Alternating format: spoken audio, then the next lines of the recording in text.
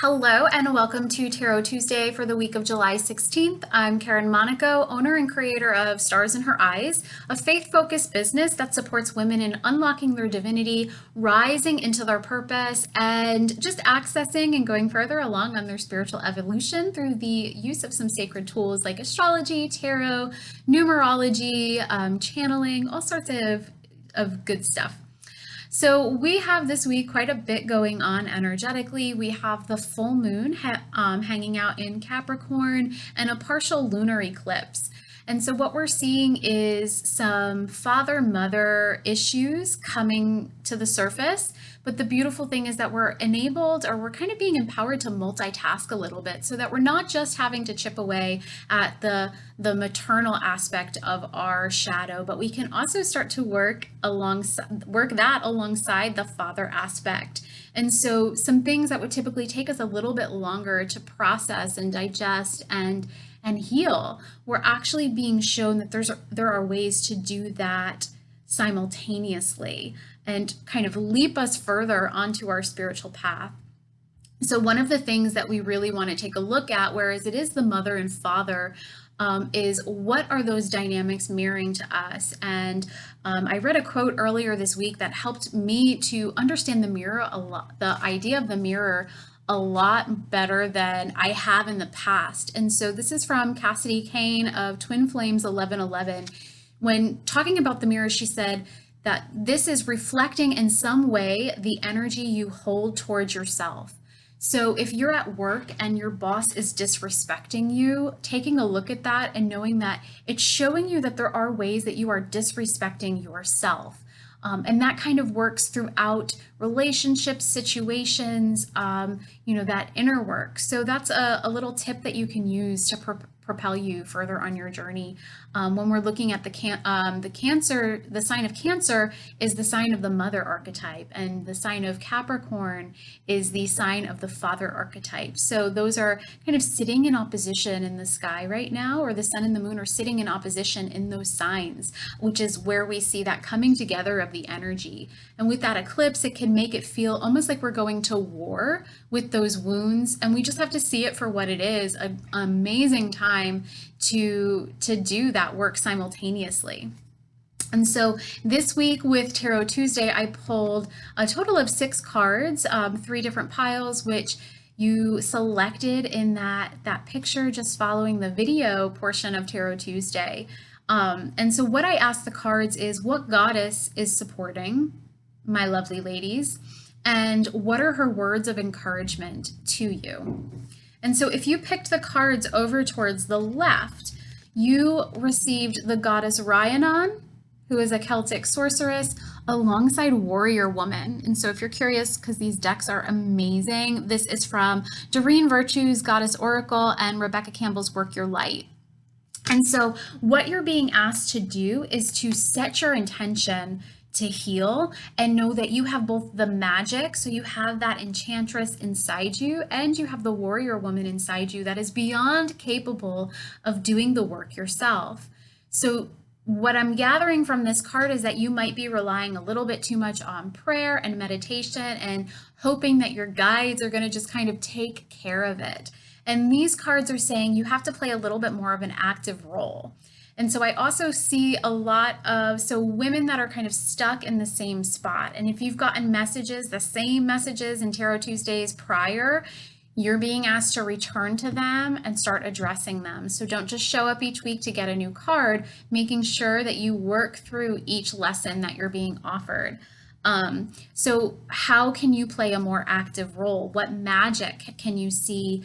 What can you manifest in your life? And then addressing those fears that are preventing this warrior side of you to come out and shine.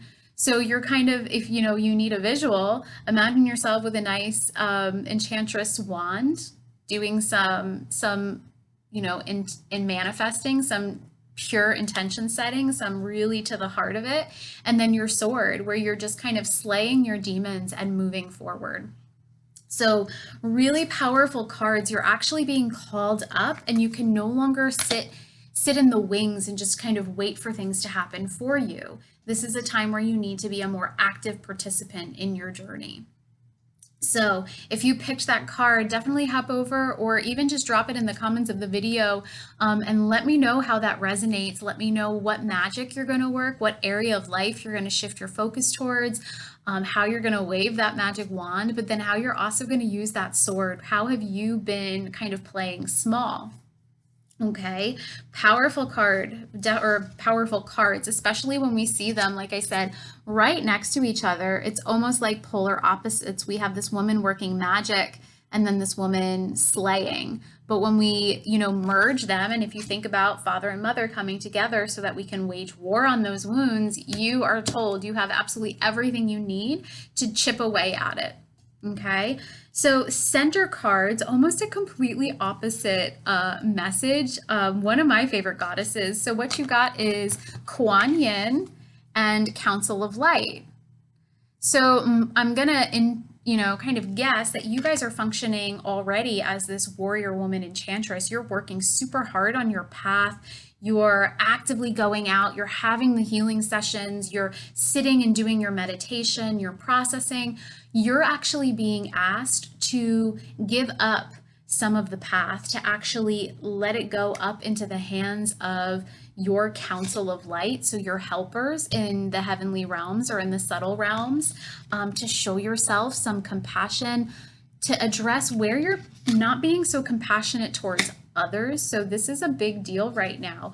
And so this is your time to allow the guides to do the work, to relinquish control, surrender parts of your path so that they actually can move some things. This comes up a lot in readings that I do with women, where we think we have to constantly be doing. When we set an intention, it's not enough for us to set it and kind of step back to see what the universe is going to put in our path to help, flow us into it. We're like actively, and aggressively sometimes going after it. And Kuan Yin is just always a reminder to show that softer side. She might even be guiding you to connect a little bit more to the mother aspect. Kuan Yin is one of the goddesses that embody the mother archetype. So another not awful thing to do. So if you really feel like you need to do something, call on your council of light. Create a visual of who sits within it. This was a really powerful exercise for me to do, where I said, all right, guides, who is sitting at my table and who is working with me and for me and through me? And within days, I started to actually start to see these energetic beings, these heavenly lights sit around. I almost imagine them sitting around King Arthur's round table in Camelot, discussing like what my next lesson should be, what they're going to put on me, what they're going to handle. So if you feel like you need to do something, let yourself play with that little exercise. And then if you picked the cards over to the right, you got the goddess Una. So she's a Celtic goddess. Her whole idea is easy does it, and then protection. So another completely opposite message than the other two cards. And typically there's like a little thread that's woven through the cards, but this week it felt like there were three very distinct, very separate messages. And so with Una, she's kind of saying, you've already done the work. Your guides have already set things in motion. You have to lay yourself back or sit yourself back and watch things come forward. So everything's set in motion. It is kind of the waiting game. You're being asked to, be patient. And so one of the things that you're going to see is when we look at the protection card, this is all about soul retrieval. It's about cutting cords. It's about your power coming back. So you have to kind of envision, like, if the pieces that you've been calling home, they still have to make the journey to you. They've heard your call, they're on their way. They might just not have come as quickly as you had desired them to. So it is a little bit about just sitting back and letting them come forward or letting them come to you. And the reality is that they've always been with you. You just might not have been in a situation yet to watch them play, to watch them at work. So Una's just asking you to kind of wait for the rainbow. The storm has already happened. The sun is already shining. You just have to let the rainbow and sun come together to form or the rain and the sun come together to form her rainbow. So such an amazing card. Maybe sitting back and thinking about what you've set in motion and how you want to see that return to you. That will show you, or that will be a good way to play with your cards this week. So I hope you enjoyed your reading. If it resonated, or if you feel like you still need a little bit more guidance, go ahead and hop on over into Sisterhood of Stars, that free Facebook group, and check out my tarot and my oracle reading offerings. You might find something that'll help you propel your way onto your journey to access a deeper understanding of your awakening and what's next for you. We're going to be having pictures of the cards up in the group tomorrow as well, and we're going to have some nice juicy discussion about what we're doing with this energy and how we're going to see it play out in our life. As always, I hope you enjoyed this Tarot Tuesday. Thank you for joining us. All my love. Bye.